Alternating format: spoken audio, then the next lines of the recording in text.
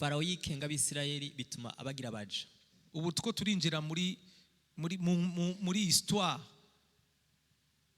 yo muri Egiputa hamwe n'ubwoko bw'Imana bwa Isirayeli. Niho toute l'histoire de l'ancienne alliance itangurira rero. Niho aho inkuru z'isezerano rya kera zitangurira.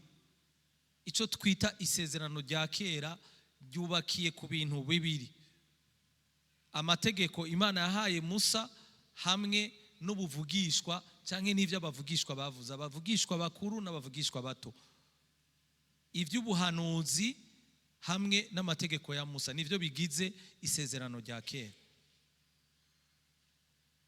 C'est la loi de Moïse et les prophètes canke les prophéties bigize l'ancienne alliance, isezerano rya kera.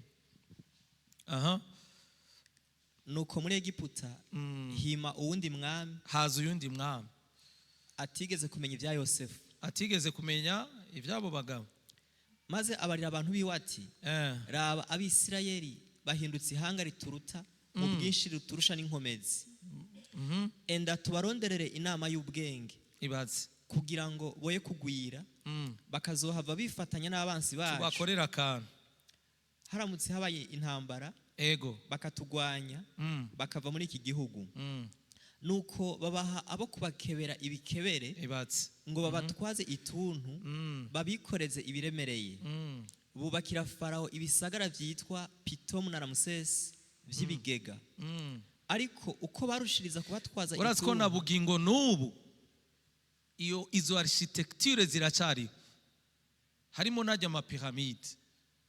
Ivyo vyose nibikorwa abisirayeli bakoze ari nyagano muri Egiputa.